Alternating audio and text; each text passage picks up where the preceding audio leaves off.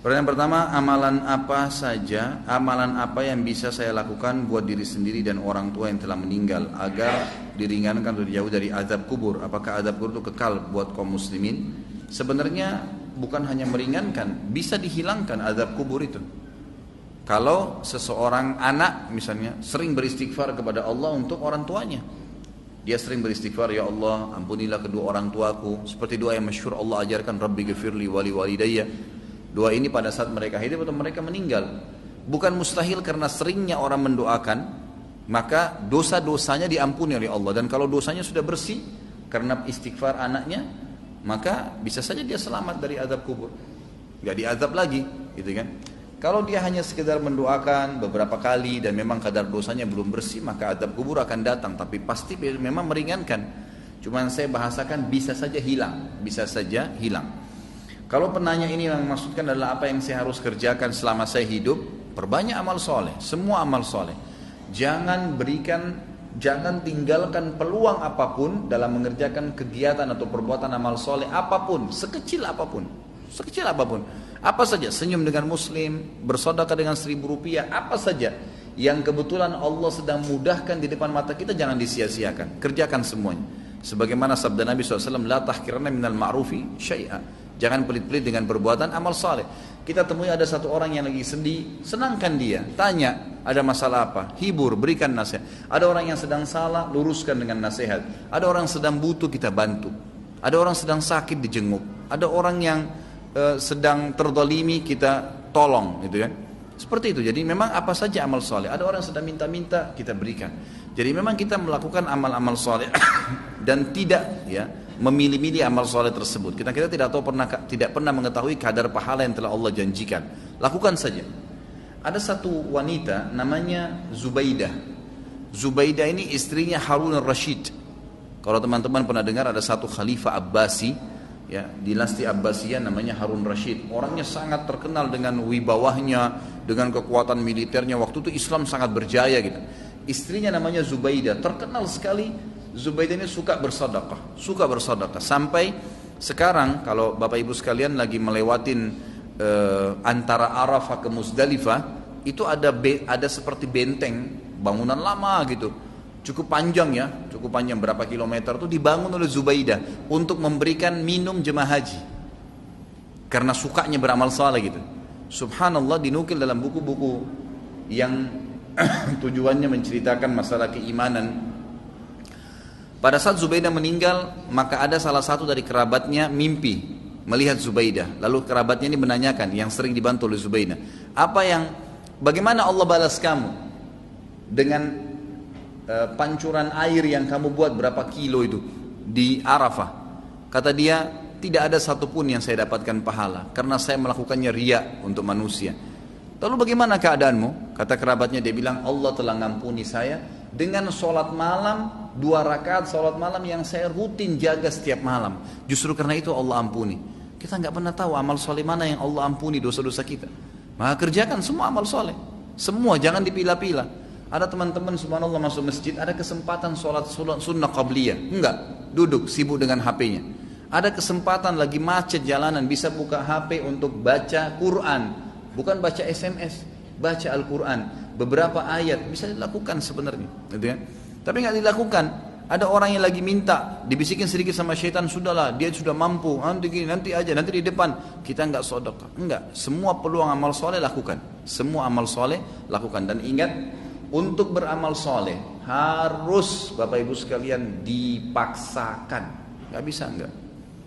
Kalau Bapak Ibu tidak paksakan sholat malam, percaya lisan saya tidak akan pernah sholat malam sampai mati. Kalau kita tidak pernah paksakan, jadwalkan, ambil tuh Quran di rak untuk dibaca, maka kita tidak akan pernah baca. Karena syaitan itu selalu memasukkan angan-angan, gitu kan? Kalau kita mau ibadah, dia nggak bisa bilang jangan ibadah, tapi diangan-anganin sama dia. Nanti sekalian baca sekian juz, supaya kita undurnya sudah cukup untuk membuat kita meninggalkan amal soleh tersebut. Jadi kita harus paksakan. Allah mengatakan dalam Al-Quran, a'udzubillahi minasyaitonirrajim, walladzina jahadu fina lanahdiyannahum subulana. Orang-orang yang memaksakan diri untuk menempuh jalan-jalan kami, maksudnya perintah-perintah kami, mengerjakan kewajiban yang sunnah, semua dijadwalin sama dia, dipaksakan diri, kami akan pandu dia menuju ke jalan-jalan kami. Kalau kita nggak paksain nggak bakal bisa. Paksain, jadwalin, ya, ajak keluarga, ajak istri, ajak anak, harus, nggak bisa enggak. Selama hidup saya tidak rincikan, semua kesempatan amal soleh lakukan, yang wajib dan yang sunnah, ya, yang wajib dan yang sunnah.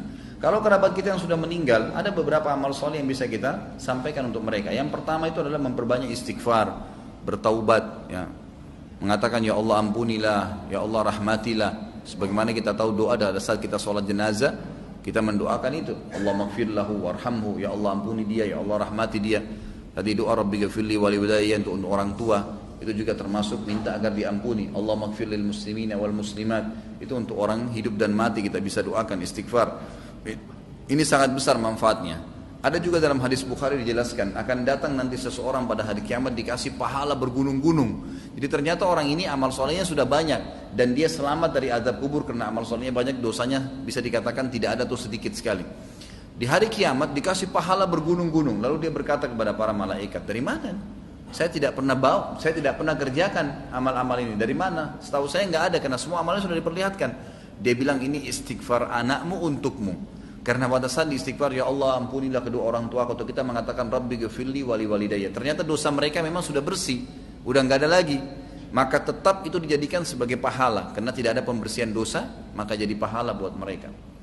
Kemudian ilmu yang bermanfaat yang dia milikin, yang pernah diajarkan kepada kita.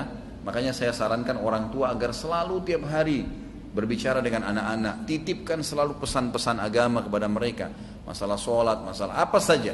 Maka mungkin mereka akan jadikan sebagai prinsip hidup, itu ilmu yang bermanfaat. Karena tidak semua orang bisa jadi penulis. Kalau antum bisa jadi penulis itu sangat bagus, menulis banyak karya tulis kemudian dibaca oleh orang-orang itu sangat luar biasa. Seperti Syekh Abu Bakar Jazair sekarang bukunya yang kita bedah ini, beliau sudah meninggal rahimahullah dan kita bisa pelajarin ilmunya gitu kan. Tapi kalau tidak maka apa saja, termasuk ulama mengatakan kalau seorang ibu mengajarkan anaknya cara masak dan dia praktekin dalam hidupnya, itu ilmu yang bermanfaat. Seorang ayah mengajar anaknya untuk ke masjid, laki-laki misalnya, mengajar anak-anak untuk mewajibkan mereka untuk pakai jilbab, lalu jadi prinsip hidup mereka, itu semua ilmu yang bermanfaat. Itu semua ilmu yang bermanfaat. Kemudian sedekah jariyah, yang ketiga, sedekah yang berjalan terus, ya, program-program, perbaiki masjid, ya, rumah anak yatim. Dan ada di sini yang saya ingin titikberatkan, yang banyak dilupakan oleh kaum muslimin, ya. Kita masih jarang sekali berpikir untuk membiayai para dai-dai dan ulama-ulama kita. Ada tulisan buku yang insya Allah juga sudah saya tulis, ya, insya Allah saya terus akan penuhi poin-poinnya. Judulnya itu Wahai Muslim muliakanlah ulamamu. Kita kadang-kadang berpikir atau belum berpikir, ya, kalau bertemu antara seorang alim ulama, memang dia sangat luar biasa ilmunya. Bertemu antara dia, kata ulama, ini pendapat para ulama, seorang alim bertemu dengan seorang fakir miskin, tapi si alim juga ini kehidupannya pas-pasan, yang mana didahulukan? Kata para ulama, si alim yang didahulukan dari si fakir miskin. Nah, dia juga dalam keadaan miskin. Kenapa? Karena satu orang alim itu bisa memberikan manfaat kepada jutaan umat dibandingkan dengan orang fakir miskin yang tidak punya ilmu. Sampai pada tingkat itu. Kalau di Saudi ada sponsor dai, ada pembiayaan para ulama. Tidak ada ulama itu yang sengsara. Kalau di Timur Tengah, mereka disiapkan segala-galanya oleh kerajaan atau oleh kaum muslimin yang membiayai mereka. Ini juga hal yang mendasar. Itu bisa menjadi sedekah jariyah karena pada saat dia ternyata melakukan, ya, taklim, dia bisa nulis buku dari sumbangan harta yang kita kasih, maka tentu kita akan punya andil. Masjid dibangun, rumah anak yatim, memperbaiki janda-janda, rumah-rumah janda, kemudian membantu kaum muslimin kayak sekarang yang lagi, ya, tersiksa, ditampung mereka, kita sumbang. Itu semua hal-hal mendasar yang bisa menjadi perbanyak, ya, amal kita nanti pada saat meninggal. Kemudian haji dan umroh, ini juga dibolehkan bagi orang yang hidup menghajikan dan mengumrahkan orang yang sudah meninggal atau orang yang sudah tidak mampu. Hadis Bukhari menjelaskan masalah itu. Seseorang datang kepada Nabi SAW berkata, ya Rasulullah, sungguh ya Rasulullah, orang tua saya, ayah saya sudah tidak mampu mengadakan perjalanan haji, umroh, bahkan musafir, tapi masih hidup, sudah tua sekali nggak mampu. Apakah boleh saya haji dan umroh untuknya? Kata Nabi SAW, umroh dan haji lah untuknya. Berarti orang tidak mampu boleh. Orang yang sudah meninggal adalah hadis Bukhari juga, seseorang sahabat pada saat sedang haji bersama Nabi SAW, lalu dia berkata, Ya Allah, labbaik Allahumma hajjan an syubrumati. Ya Allah, saya niat haji untuk syubrumah, keluargaku yang sudah meninggal. Lalu Nabi SAW mengatakan, ahajjta an nafsik, kau pernah haji enggak buat dirimu? Dia bilang, belum ya Rasulullah. Kata Nabi SAW, huj an nafsik, thumma huj an syubrumatik. Haji dulu buat dirimu, baru kau boleh hajikan kerabatmu yang sudah meninggal. Hadis ini juga menjelaskan bolehnya haji dan umrah untuk kerabat. Ini kurang lebih yang diberikan gambaran oleh para ulama.